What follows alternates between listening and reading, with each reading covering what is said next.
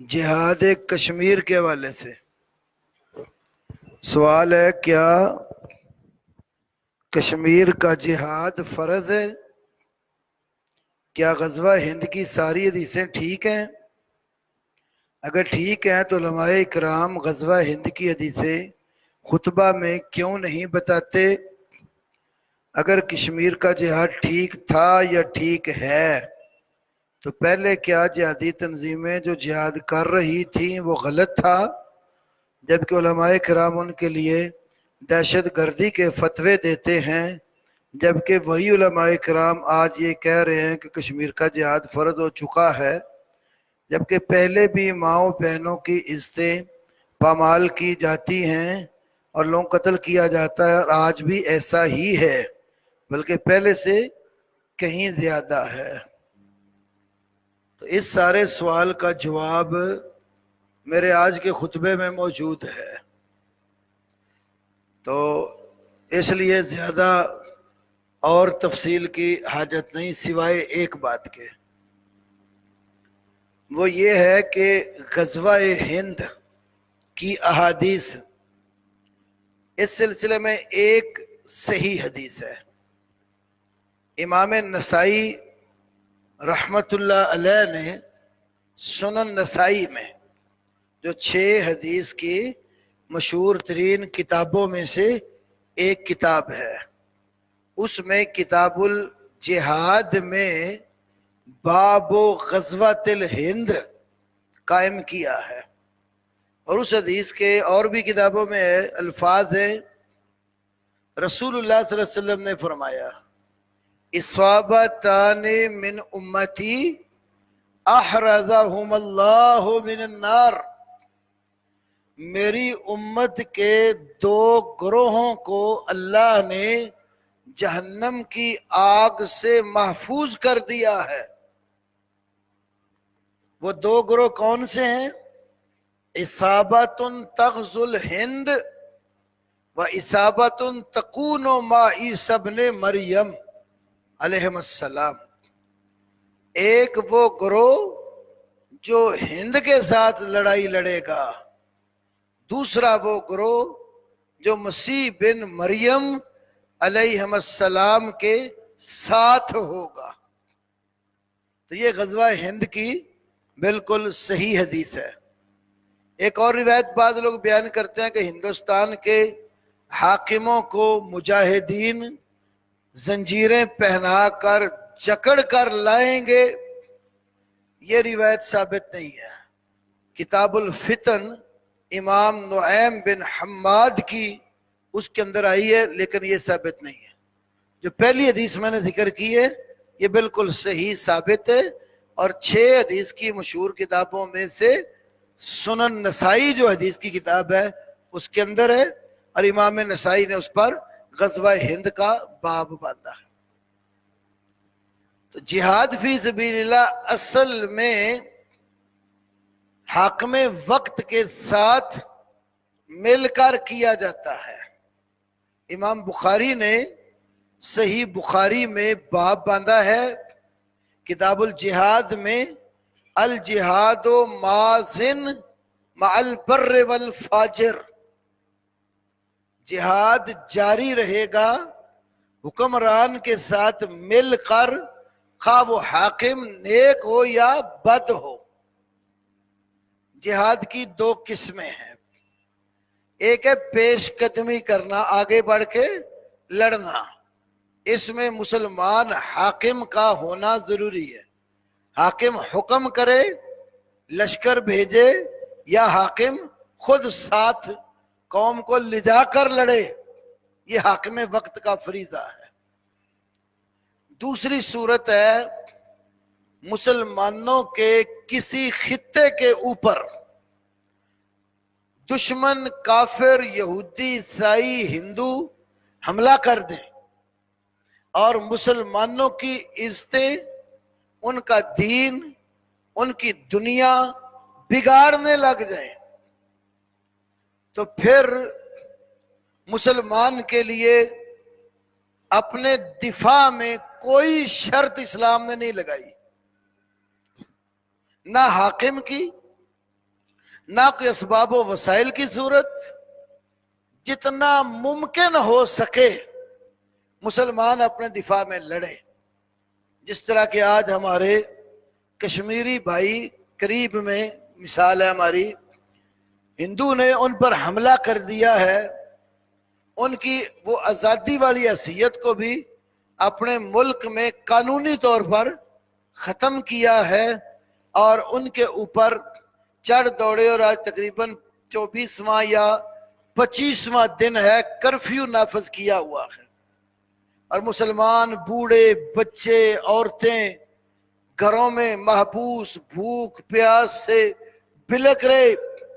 تو ایسی صورت میں اپنے دفاع کے لیے کسی حاکم سے پوچھنے کی بھی ضرورت نہیں ہے. جتنا ممکن ہو سکے دشمن کے ساتھ لڑ کر اس کو وہاں سے نکالا جائے. امام ابن تیمیہ رحمت اللہ علیہ کی کتاب ہے فتاوی کبریٰ، اس کی آخری جلد میں کتاب الجہاد میں انہوں نے ذکر کیا ہے، جب ایسی صورت ہو دشمن مسلمانوں پر حملہ کر دے، ان کا دین اور دنیا بگاڑے، وَلَا يُشْتَرَطُ لَهُ شَرْطٌ بل يُدْفَعُ بِحَسْبِ الْإِمْقَانِ، ایسی صورت میں کسی طرح کی کوئی شرط نہیں ہے، بلکہ جتنا ممکن ہو حسب امکان دفاع کیا جائے. تو اس لیے میرے بھائیوں، اصل جہاد فی سبیل اللہ پیش قدمی والا حاکم کے، اگر حاکم نہیں کرتا دفاع کی صورت میں، پھر مسلمان جتنا بھی جیسے بھی ہو اپنے حق لینے کے لیے، اپنی آزادی کے لیے، اپنے دین عزت مال کے تحفظ کے لیے دشمن سے لڑے. اللہ کی راہ میں مارے جائیں گے، اللہ تعالیٰ ان کو شہادت فی سبیل اللہ کا رتبہ عطا کرے گا، جو دنیا کی تمام موتوں سے عظیم تر موت ہے. اور آج داد دیتے ہیں ہم کشمیر کے لوگوں کو، اتنا ظلم و ستم سہنے کے باوجود وہ کرفیو توڑ کر بھی باہر نکل آتے ہیں، اپنی ہمت کے مطابق پتھروں سے، اینٹوں سے، ڈنڈوں سے جتنا بیچارے کر سکتے ہیں اپنے دفاع میں لڑ رہے ہیں. اب تیسرا مسئلہ یہ ہے، جس مسلمان قوم پر کافر حملہ کر دے، وہ مسلمان کافروں کے مقابلے میں کمزور ہو یا کم ہمت ہو کر نہ لڑے، تو پھر یہ جہاد فی سبیل اللہ ان کے قریب بسنے والے جو دوسرا مسلمان ملک ہے ان مسلمانوں پر فرض عین ہو جاتا کہ اس دشمن کا مقابلہ کریں اور اس کو وہاں سے نکالیں. اور ہم تو کہتے ہیں، ہمارے حکام بھی مانتے ہیں، بانی پاکستان نے کہا تھا کشمیر ہماری شاہ رگ. اب شاہ رگ کو جب ہاتھ پڑ جائے تو پھر بھی کہیں کہ ہم کسی کا انتظار کریں گے. پھر بچانے کے لیے بندہ جتنے ہاتھ پاؤں مار سکتا ہو اس کو مارنا چاہیے اور لڑ کے اپنا دفاع کرنا چاہیے. تو اصل علاج میں نے آپ کو سورہ بقرہ آیت نمبر 191 قرآن پاک سے بتایا ہے، فَإِن قَاتَلُوكُمْ فَاقْتُلُوهُمْ كَذَلِكَ جَزَاءُ الْكَافِرِينَ. پھر اگر کافر تمہارے ساتھ لڑے نا، تم نے خالی لڑنا نہیں ہے، فَاقْتُلُوهُمْ، قتل کرو ان کو، كَذَلِكَ، یہی اسی طرح، جزاء الکافرین، کافروں کی سزا، ان کا علاج اور اس کا بدلہ. اس لیے اب تو یہ پوچھنے والی صورت ہی نہیں ہے. اس سلسلے میں ایک اور آخری بات کر کے دوسرے سوال کا جواب دیتا ہوں. ہمارے ایک ملک کے بڑے معروف تجزیہ نگار ہیں عوریہ مقبول جان، انہوں نے اپنے ایک بیان میں کہا ہے، وہ دن دور نہیں، بلکہ انہوں نے بڑی ذمہ داری کے ساتھ یہ بات کہی، وہ دن دور نہیں جب حاکم فوج مسجدوں میں علماء کے پاس آ کر کہیں گے جہاد کا فتویٰ دو اور قوم کو جہاد کے لیے تیار کرو. تو میں کہتا ہوں وہ دن آئے ہی کیوں کہ آپ کو ہمارے پاس آ کر کہنا پڑے کہ آپ فتویٰ دیں اور قوم کو تیار کریں. ہم تو وہ لوگ ہیں جو خالی فتوے والے نہیں ہیں، آپ راستہ کھولنے لڑنے میں بھی سب سے آگے ہوں گے. یہ آج کی ہماری ہسٹری نہیں ہے. 1857 کی جنگ آزادی جب ہوئی تھی، انگریز ایسٹ انڈیا کمپنی کی صورت میں بر صغیر میں داخل ہوا، پھر فوجیں اتار دی، اور کرتے کرتے اس وقت دارالحکومت دہلی تھا، دہلی کے قریب پہنچ گیا انگریز. پھر کیا ہوا؟ کوئی سیاست دان اور نہ کوئی مذہبی دان، نہ کوئی سیاسی دانشور انگریز کا مقابلہ کرنے کے لیے تھا.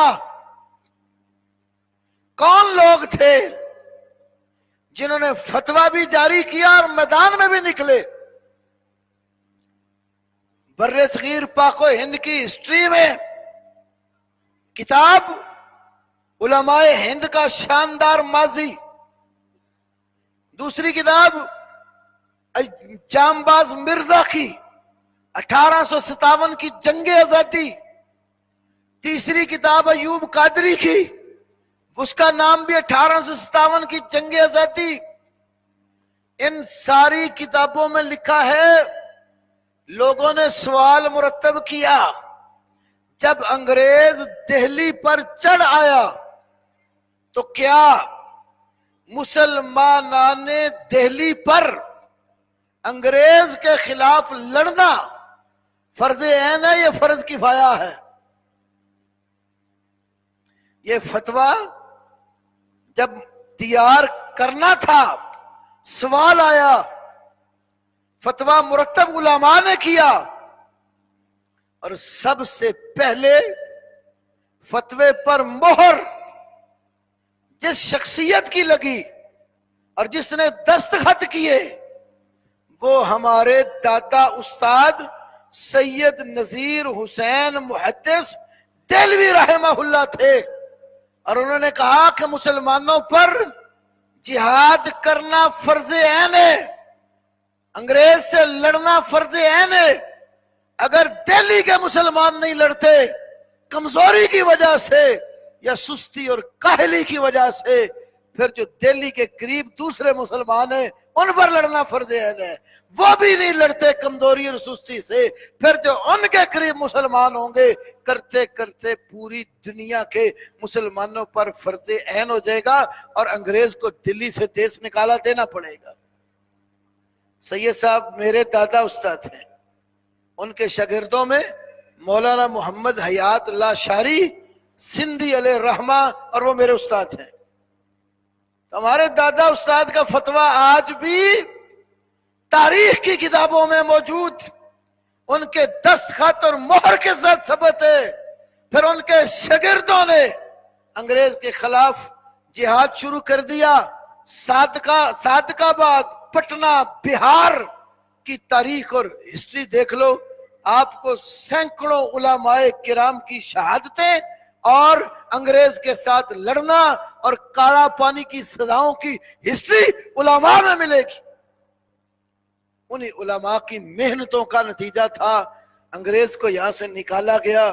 پھر وہی چیز بنیاد بنی پاکستان کے بننے کی. پھر جب 1947 میں پاکستان بنا اور کچھ ہی مہینوں بعد انگریز کی ساز باز سے ہندوؤں نے کشمیر کے اوپر قبضہ جما لیا، تو جہاد کشمیر میں بھی علماء کرام شامل ہوئے. اس کی بھی میں ایک زندہ ہسٹری کی مثال دیتا ہوں آپ کو. مولانا فضل الہی وزیر آبادی رحمہ اللہ، جن کی قبر بالا کوٹ میں آج بھی موجود ہے، انہوں نے جہاد میں شرکت بھی کی. مولانا خرم علی بلہوری نے 1831 میں مارکہ بالا کوٹ میں 100 شاگردوں کو لے کر شراکت کی، اور دونوں بزرگوں نے ایک ایک کتاب لکھی جہاد کشمیر اور جہاد کے احکام پر. مولانا خرم علی بلہوری کی کتاب ہے ترغیب الجہاد، اور اللہ پاک کے فضل و کرم سے اس فقیر کی تحقیق کے ساتھ وہ کتاب بھی چھپی ہوئی مارکیٹ میں موجود ہے. کافی سال پہلے میں نے اس کی تحقیق تخریج کر کے اس کو شائع کیا تھا. اور دوسری کتاب مولانا فضل وزیر آبادی کی جہاد کشمیر. یہ بھی جماعت الدعوہ وغیرہ کا تو وجود بھی نہیں تھا. پہلے علماء کرام جو ہمارے تھے وہ اس میدان میں تھے، اور جہاد کشمیر کتاب لکھی مولانا فضل وزیر آبادی نے. وہ جماعت الدعوہ کے پلیٹ فارم سے بعد میں چھپی ہے. پہلے راول پنڈی سے جمعیت اہل حدیث نے اس کو شائع کیا، اور ہمارے جماعت کے بڑے مشہور عالم ڈاکٹر حافظ عبدالرشید اظہر رحمت اللہ علیہ کی وسیع مقدمے کے ساتھ وہ کتاب چھپی. تو ہم تو کہتے ہیں، ہم تو آپ کو وہ موقع ہی نہیں دینا چاہتے کہ آپ آ کر ہمیں کہیں کہ فتویٰ جاری کرو. فتویٰ تو علماء کا پہلے ہی موجود ہے، عمل موجود ہے، میدان موجود ہے، نوجوان موجود ہیں. ضرورت تمہاری ہے کہ آپ لوگ حاکم ہیں، آپ قوم کو لیڈ کریں، آپ قوم کو مسلمانوں کی مدد اور کے لیے آواز دیں. تو یہ ماشاءاللہ تربیت یافتہ نوجوان آپ کے حساب سے پہلے میدانوں میں پہنچنے کے لیے تیار ہیں. پہلے بھی قربانیاں دیتے رہے، اب بھی قربانیوں کے لیے موجود ہیں. مصیبت اس وقت آتی ہے جب اپنے حاکم ہی کافروں کی آواز میں بہہ جاتے ہیں. کتنی مؤثر آواز تھی کشمیر کی حافظ سعید صاحب کی صورت میں. تو ٹرمپ سے ملاقات سے پہلے ہی ان کو گرفتار کر دیا گیا، مراکز سارے بند کر دیے گئے. تو آج کوئی ان کے مقابلے میں کشمیر کی آواز اٹھانے والا ملک میں ہے؟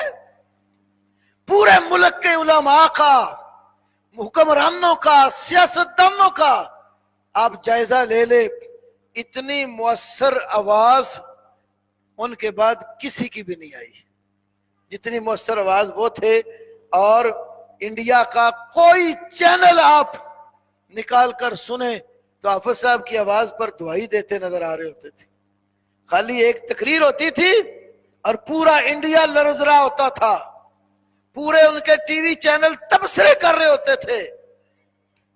آج بھی ذرا حاکم اجازت دے کر دیکھ لے، انشاءاللہ ہندو چند دنوں کی مارا اور کشمیر خالی کر دے گا. مصیبت تو ہمارے اپنے بنتے ہیں. اس لیے میں حاکموں کو نصیحت کرتا ہوں کہ اللہ کے بندو، قیامت والے دن یہ مظلوم بھائی بہنیں عورتیں بچے کشمیر والے آپ کا گریبان پکڑ کر اللہ کی عدالت میں پوچھیں گے، بتاؤ اللہ نے آپ کو حکمرانی دی تھی، ہم تمہیں مدد کے لیے پکارتے رہے تو تم ہماری مدد کو کیوں نہیں آئے؟ ما لکم لا تقاتلون فی سبیل اللہ والمستضعفین من الرجال والنساء والولدان. اللہ کہتا ہے تمہیں ہو کیا گیا ہے؟ تم لڑتے کیوں نہیں اللہ کی راہ میں، جبکہ بوڑھے بچے عورتیں اور کمزور مسلمان تمہیں مدد کے لیے بلا رہے. انشاءاللہ اللہ نے زندگی اور موقع دیا، کچھ باتیں میں اگلے خطبے میں عرض کروں گا. یہ داڑھی کے والے سے 3 سوال کسی نے لکھے. ایک تو داڑھی کو رنگ کرنا، کچھ رنگ کر دینا کچھ چھوڑ دینا، دوسرا اس کو ہمیشہ ٹھوک ٹھاک کے رکھنا، اور تیسرا خط کروانا.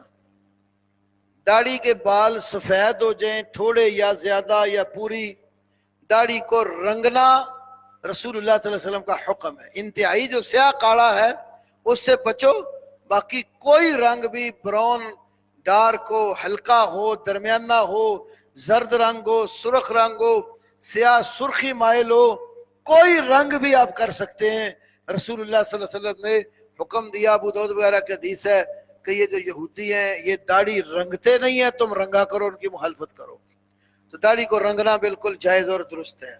نمبر 2، داڑھی کو جس حال میں ہے اسی حال میں چھوڑ دینا چاہیے. ہاں کنگھی چنگی کرنا وہ مسنون ہے، صحابہ بھی کرتے تھے، لیکن اس کو ہمیشہ ٹھپ ٹھپا کے رکھنا اور لٹکنے نہ دینا یہ بھی خلاف شرع ہے. اور خط بنانے کا بھی کوئی تصور اسلام میں نہیں ہے، نہ اللہ کے نبی صلی اللہ علیہ وسلم نے ایسا کیے، نہ صحابہ کرام میں سے کسی صحابی نے ایسا کیا. اگلا سوال ہے، کیا عشاء سے پہلے 4 غیر موقدہ لکھ رہی تھی، لکھا بھائی نے غلط ہے، سنتے ہوتی ہیں جیسے عصر سے پہلے 4 ہے. عشاء کی نماز سے پہلے 4 رکعات سنت غیر موقدہ کی صحیح تو دور کی بات ہے، کوئی کمزور ترین حدیث بھی موجود نہیں ہے۔ ہاں 2 رکعت نماز ہر نماز سے پہلے پڑھنا، وہ ایک عام حدیث سے ملتا ہے کہ بھائی نا کل اذانین صلاتن، ہر 2 اذانوں کے درمیان نماز ہے۔ اقامت کو بھی اذان کہا جاتا ہے، تو ایک اذان جو لوگوں کو نماز کے لیے بلاتے ہیں، دوسری اذان صف پہ کھڑی ہو کر اقامت کو اذان کہا گیا جو لوگوں کو جماعت کی دعوت دی جاتی ہے۔ تو ان 2 کے درمیان فرمایا نماز ہے، تو عشاء کی اذان ہو جائے، اقامت سے پہلے 2 رکعت اس حدیث کی روح سے پڑھنا بالکل جائز ہے، ایسے طرح باقی بھی نمازوں میں۔ شہداء کن کو کہا جاتا ہے؟ اصل شہداء وہ ہوتے ہیں جو اللہ کی رضا کے لیے میدان معرکہ میں جاتے ہیں اور اللہ کی راہ میں لڑتے لڑتے اپنے رب کو راضی کرنے کے لیے جان دے دیتے ہیں، وہ اصل شہداء۔ کچھ شہداء ہیں اعزازی، جنہیں اللہ کے نبی صلی اللہ علیہ وسلم نے شہیدوں کے ساتھ ملایا ہے۔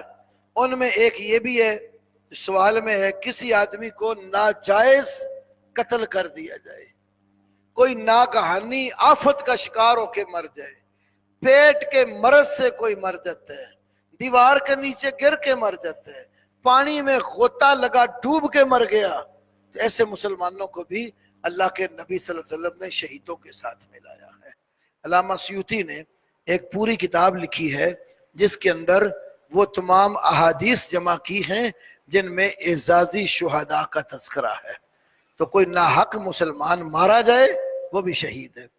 جیسے آج کشمیر کے بچے، بوڑھے، جوان، عورتیں، مائیں، بہنیں، بیٹیاں ناحق قتل کیے جا رہے ہیں، اللہ کی توفیق سے، اللہ کے فضل سے انشاءاللہ الرحمن یہ سب شہادت کے رتبے پہ فائز ہوں گے۔ اللہ ہمیں صحیح عمل کی توفیق دے، مسلمان بھائیوں بہنوں کے ساتھ نصرت اور مدد میں عملاً کھڑا ہونے کی اللہ کوئی صورت پیدا کرے تاکہ ہم ان کے شانہ بشانہ کھڑے ہو کر دشمنوں کے ساتھ لڑ سکے اور دفاع کر سکیں۔ وآخر دعوانا